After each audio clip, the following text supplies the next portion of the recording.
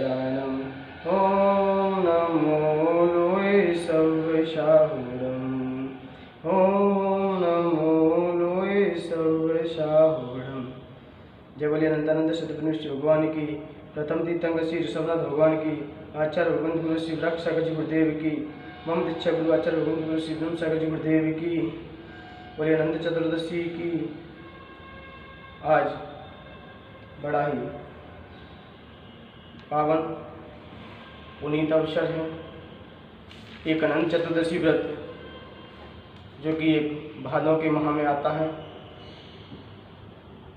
इसकी कथा, इसका महत्व अपने आप में बहुत अच्छे से भरा पड़ा है, क्योंकि एक जम्बूद्वीप के आर्यखंड में एक कौशल देश था।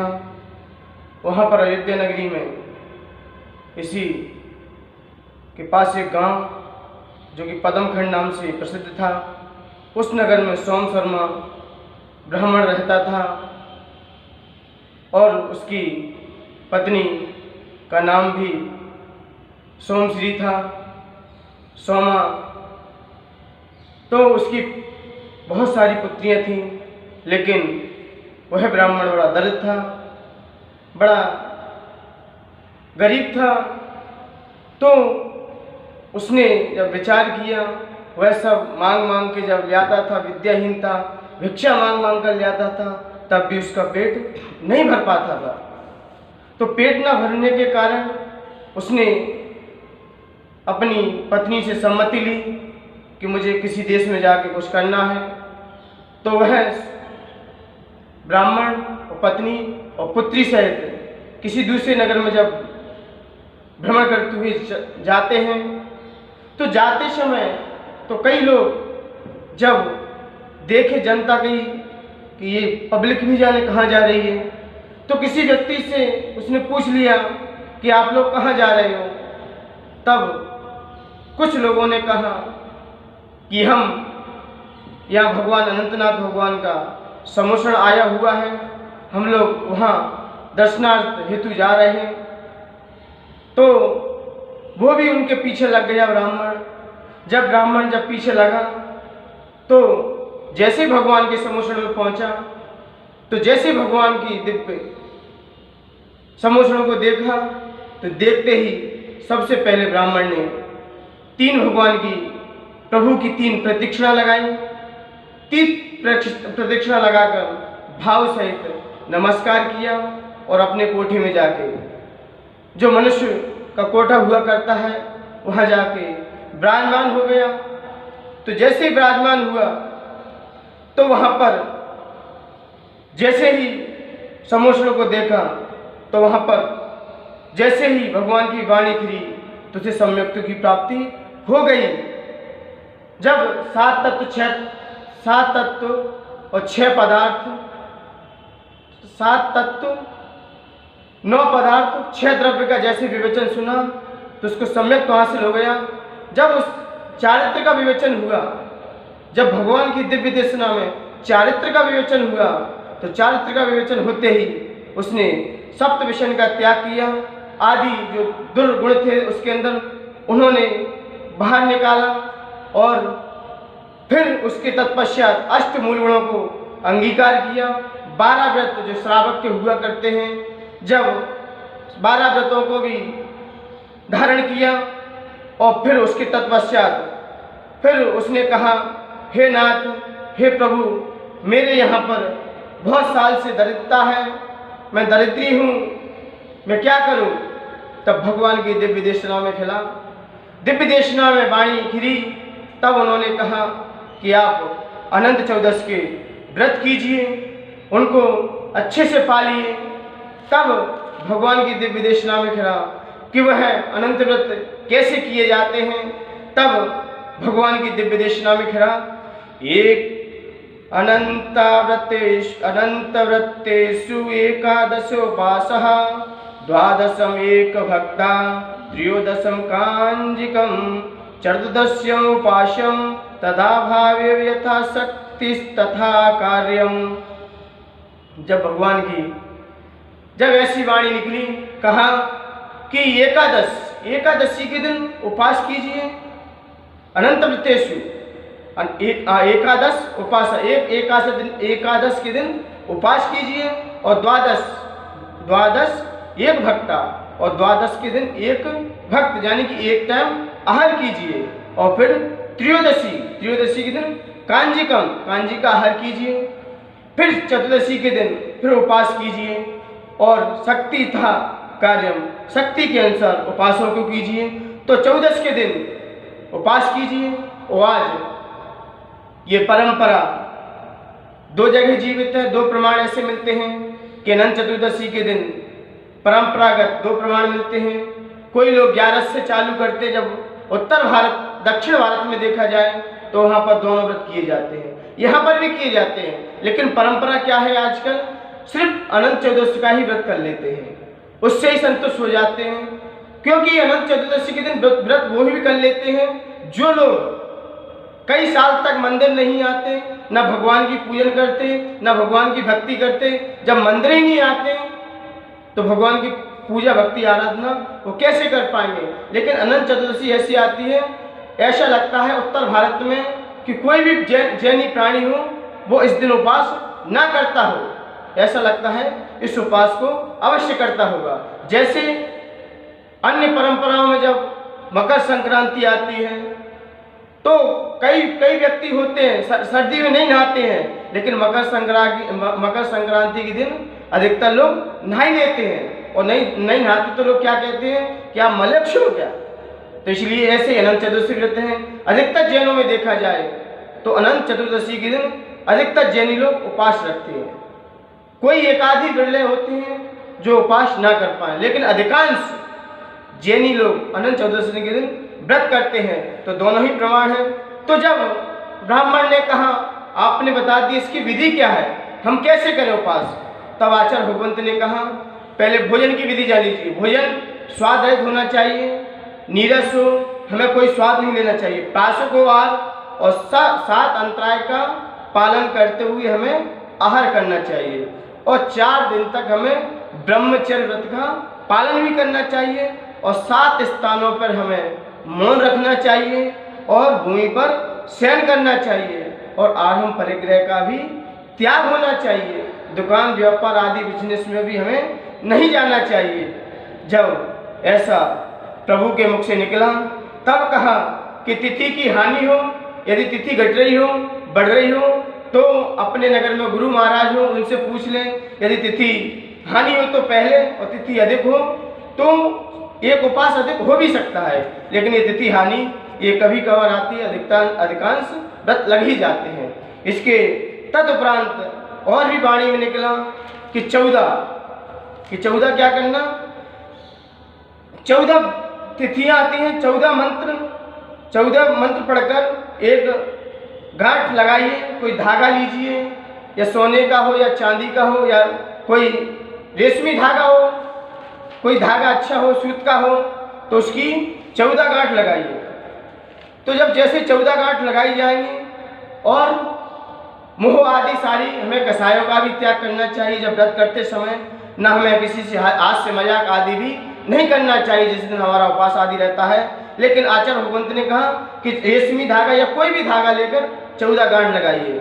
14 गांठ लगाकर पहली जो गांठ लगा रहे हो उस पर उसको हाथ में स्मरण करते हुए आदिनाथ भगवान से लेकर 14वें तीर्थंकर अनंतनाथ भगवान है वहाँ तक प्रथम तीर्थंकर का नाम लेते लेते और उनका स्मरण करते करते उच्चारण करते हुए पहली गांठ को बांधे या उससे हाथ लगाएं।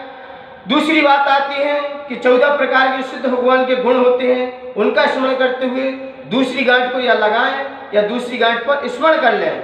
और तीसरी गांठ पर हमें 14 प्रकार के मुनि महाराज जो कि मति और शुद्ध अवधिक ज्ञान के धारी हैं उनका नाम लेकर या उनको स्मरण करते हुए, क्योंकि ऐसे मुनिराज अभी विदेश क्षेत्र में विराजमान हैं। नमो जनानम, नमो ओहि जनानम, परमो ही जनानम, नमो सब्बो ही जनानम, नमो अनंतो ही जनानम, ऐसे जो जाप हैं, तो ये ऐसी जाप करते हुए जो 14 रिद्धि आएंगी आपको, जो भक्तामर में भी दी गई हैं, वहाँ से भी आप ले सकते हैं, वहाँ से वो मुनिराज आपको मिल जाएंगे।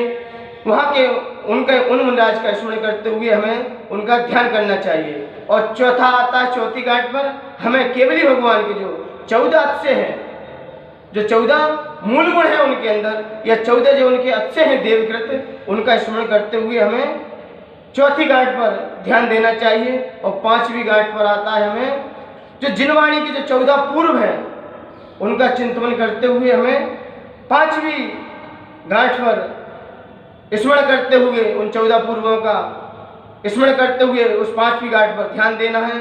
6वीं घाट पर 14 गुणस्थान के 14 जो गुणस्थान होते हैं, मिथ्या, सासाधन, मिश्र, अविरति, संयत, प्रमत, संयता, अप्रमत, अपूर्व गुण, अनुत्तिकरण और सूक्ष्म संप्राय, उपशांत मोह, क्षीण मोह, संयोगी और अयोगी, ये 14 गुणस्थान है। इनका स्मरण करते हुए 6वें घाट पर पहुंचे, उसका स्मरण करते हुए और 7वीं जो घाट है उस पर हमें 14 जो मार्गणाएं हमारे जैन दर्शन में, उनका हमें स्वरूप जानना चाहिए। उस स्वरूप का स्मरण करते हुए उस 7वीं घाट को हमें बांधना चाहिए या उसको पकड़े रहना चाहिए। और 8वीं घाट आती है, उस पर हमें 14 जीव समास जो जैन दर्शन में बताए हैं उनका स्मरण करते हुए 8वीं घाट का बांधें या उसका पकड़ते हुए उसका स्मरण करें। और 9वें नंबर पर 9वीं जो घाट आएगी, वहाँ पर जो गंगा आदि जो नदियाँ हैं 14, गंगा, सिंधु, रोहितो, धासा, हरिधरिकांता, सीता, सिदोदा, नारी नरकांता, सुवर्ण, रूपकुला, रक्ता, रक्तोदा, ऐसा 14 नदियों का हमें स्मरण करते हुए उस 9वीं घाट को पकड़कर या उसको बांधकर हमें स्मरण करना है। और 10वीं जो घाट आएगी, वहाँ पर हमें 3 लोग जो 14 राजू प्रमाण हैं उसका लोक का चिंतन या लोक के स्वरूप को जानकर हमें स्मरण करना चाहिए। और 11वें नंबर की जो गांठ आएगी उसको पकड़ते हुए जो 14 प्रकार के जो चक्रवर्ती के जो रत्न होते हैं उनका चिंतन करना चाहिए। और 12वें नंबर पर जो 14 स्वर होते हैं, 14 स्वर जो आ ई यू ये होते हैं जो वर्णमाला में दिए हैं, उन 14 स्वरों का 14 जो स्वर के जो अक्षर हैं उनका स्मरण करते हुए हमें 12वीं घाट का पकड़ते हुए उसका स्मरण करना है। जो 13वीं घाट है वहाँ पर 14 तिथियों का विचार करना है। और जो 14वीं घाट है वहाँ पर जो मुनि के जो 14 प्रकार के जो दोष मल हैं, जो आहार लेते समय जो 14 दोष को टालकर जो आहार लेते हैं, हमें उनका भी स्वरूप जानकर चिंतन करना चाहिए। ऐसे 14 गांठ लगाकर जब वो धागा हो या कोई आपने सोने का हो या चांदी का हो, जिसमें भी लिया हो, उसको मेरू पर्वत पर स्थापित करके उसको पहले मेरू पर्वत पर स्थापित करें और फिर जिनेंद्र भगवान के सामने भगवान का अभिषेक करें, उसे सामने रखें और उस सामने रखे वहाँ पर जो भक्ति भाव से अभिषेक करें, पूजन करें और अनंतनाथ भगवान की बड़े भक्ति भाव से उनकी भक्ति, पूजन, अर्चना बड़े तहे दिल से, बड़ी श्रद्धा के साथ हमें अनंतनाथ भगवान की स्तुति करनी है।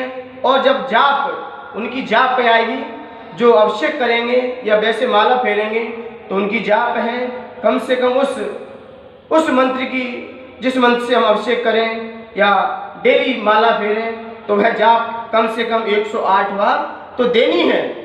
कौन सी जाप है? ओम ह्रीम अरम हम सह अनंत केवलिने नमः। इसकी भी जाप कर सकते। ओम ह्रीम अरम हम सह अनंत केवलिने नमः। ओम ह्रीम अरम हम सह अनंत केवलिने नमः। इसकी जाप 108 बार करनी है। और ये अभिषेक की प्रक्रिया 4 दिन तक लगातार 4 दिन तक लगातार हमें रोज करनी है।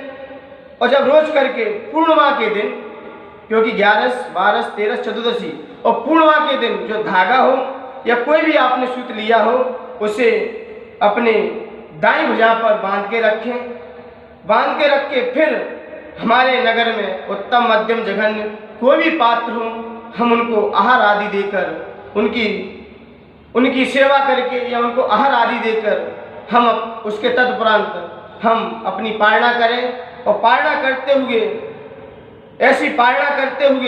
जब 14 वर्ष तक, जब 14 वर्ष पूर्ण हो जाए आपके ऐसे करते करते, 14 वर्ष जब आपके पूर्ण हो जाए, उसके तदुपरांत उसका उद्यापन करें। उद्यापन करते समय हमें 14 प्रकार के उपकरण जो हुआ करते हैं, शास्त्र, टेबल, चौकी आदि हमें मंदिर में दान दें, या संत महात्मा हैं आपके नगर में, उनके भी कुछ उपकरण दे सकते हैं, कुछ मंदिर में दे सकते हैं। ऐसे हमें 14 प्रकार के उपकरण को देना है मंदिर में। और नहीं है, आप पे शक्ति नहीं है उद्यापन की, तो फिर आगे भी आप बढ़ा सकते हो व्रतों को, दूने व्रत कर सकते हैं। तो ऐसा जिनेंद्र भगवान का उपदेश रहा। जब ऐसा उपदेश सुना तो ब्राह्मण तो बड़ा गदगद हो गया। जब बाहर आया तो अपने पत्नी और सब पुत्रों के साथ जब वो बाहर गया तो उसने घर पे जाके ऐसी जब व्रत 14 साल तक जब व्रत किए और व्रत कर कर उसका दिन रात हमेशा धन की वर्षा, उसका यश चारों बगल फैल गया। उसकी कीर्ति राजा से भी ऊंचाई को प्राप्त होता हुआ दिखाई दिया। जब ऐसा देखा तो लोगों ने कहा कि आप तो पहले दरिद्र थे, कुछ नहीं था आपके घर में, लेकिन आपके यहाँ ऐसी संपन्नता कैसे आई? तब उसने प्रभु अनंतनाथ भगवान की महिमा गाते हुए, उनकी प्रशंसा करते हुए, उनका यश गान करते हुए उन्होंने व्रतों को महत्व को बताया, व्रत को समझाया। तो कई अजैनी लोग थे जिनकी धर्म पर श्रद्धा नहीं थी, जब उनको व्रत की महिमा जानी, व्रत का आश्चर्य देखा, तो कई लोगों ने व्रतों को अंगीकार किया और जैन धर्म को भी बड़े तहे दिल से, बड़े श्रद्धा से उसको स्वीकार किया और धारण किया। और कई लोगों ने व्रत किए तो उस ब्राह्मण की इतनी कीर्ति फैल गई कि उसको लोग गुरु कह के पुकारते थे। तो जैसे ही गुरु कह के पुकारते थे तो वो तो अपने आप को सामान्य समझता था, लेकिन सब लोग उसको गुरु गुरु कहते थे, नगर का गुरु कहने लगा। इस प्रकार कई लोग वहाँ पर उस पर श्रद्धा करते हुए, जब वह राजा, जब वह ब्राह्मण की समय पूर्ण होने वाला था, कुछ नजदीक आने वाला था, तो भगवान का स्मरण करते करते, सम्यक्त को हासिल था ही, और स्मरण करते करते वह वहीं से मरण को प्राप्त होकर स्वर्ग में जाके देव हुआ। और उसकी पत्नी ने भी व्रत के प्रभाव से वह भी उसकी देवी हुई। जब वहाँ पर जब उन्होंने अपने अवैधिक ज्ञान से जाना कि हम दोनों कौन थे, तब उन्हें अपना जाति स्मरण आ गया, अपने अवैधिक ज्ञान से जान लिया। और उन्होंने भी वहाँ पर बड़े देव पर्याय में जाकर कहीं नंदीश्वर, कहीं की वंदना बड़े भक्ति भाव से की। लेकिन जैसे ही वहाँ से च्युत होकर आए तो यहाँ पर वह ब्राह्मण का जीव राजा हुआ। इतना धनाढ़ राजा हो गया कि उसकी कोई सीमा ही नहीं थी, और धर्मनिष्ठ राजा होकर उसने प्रजा का अच्छे से पालन किया। और उसकी जो स्त्री थी, जो देवी बनी थी, वो भी आके उसकी पटरानी बनी। तो पटरानी बनी तो उसका भी यश फैलने लगा। जब ऐसा देखा तब राजा और पटरानी ने, दोनों ने जैनेश्वरी दीक्षा धारण की। तो वो ब्राह्मण का जीव था, राजा बना। तो जैसे उसने मुनि व्रत को अंगीकार किया, मुनि के स्वरूप को लखा, तो उसने तत्काल ही निर्वाण की यात्रा करी, निर्वाण पद को प्राप्त कर लिया और जाके मोक्ष सुख में जाके अनंत सुखों को वह भोगने लगा। शाश्वत सुख उसके अंदर आ चुका। और वह स्त्री भी, पटरानी ने भी दीक्षा को अंगीकार कर कर अच्युत स्वर्ग में जाके देव हुई। और स्वर्ग से च्युत होकर जब मध्यलोक में मनुष्य पर्याय को प्राप्त करके, संयम को धारण करके आगे वह भी मोक्ष चली जाएगी। मान्यवर, इस व्रत के प्रभाव से वह दरिद्री ब्राह्मण और ब्राह्मणी भी, उनकी भी सदगति हो गई। तो मान्यवर, अन्य भव्य जीव भी यदि ऐसे व्रतों को पालते हैं, ऐसे व्रतों को अंगीकार करते हैं, तो मान्यवर उनकी भी सदगति हो सकती है। तो इसलिए अनंत चतुर्दशी का व्रत अपने आप में अनूठा है, अनुपम है, एवं इसकी जितनी महिमा गाई जाए उतनी बहुत कम पड़ती है। और भी कई जीव ने क्रम से निर्वाण की यात्रा की और कई जीव आगे भी करेंगे। इसलिए मान्यवर, अनंत चतुर्दशी अपने आप में एक बड़े भक्ति भाव से भरी पड़ी है, क्योंकि भादों के दिन सिर्फ भक्ति के ही आते हैं, उसमें कई व्रत छुपे हैं। एक व्रत और आता है इसमें, रत्नात्रय व्रत। रत्नात्रय व्रत आता है, ये भी शायद आज से ही 13 से चालू होता है। ये 5 दिन का होता है, क्योंकि 12 के दिन एक आसन किया जाता है, वहाँ से उपवास लिया जाता है, फिर त्रयोदशी के दिन किया जाता है, फिर 14 के दिन, फिर पूर्णिमा के दिन। उसके उपरांत जब किसी अतिथि को भोजन कराकर फिर स्वयं भोजन करते हैं। ऐसे 5 दिन लग जाते हैं। ऐसे व्रत जो दशलक्षण के व्रत जो रत्नात्रय के हुआ करते हैं, वह जीवन में साल में 3 बार आते हैं। चैत के मास में आते हैं, माघ के मास में आते हैं और भादों के मास आते हैं। जहाँ जहाँ दशलक्षण पर्व आते हैं, उसके अंतिम में जो त्रयोदशी, चतुर्दशी, पूर्णमासी 3 दिन उपवास, एक दिन एक आसन, उसके 12 के दिन और पूर्णिमा के दिन उपवास और एकम के दिन एक आसन से भोजन कीजिए। उत्कृष्ट विधि है ये। क्या उत्कृष्ट विधि है?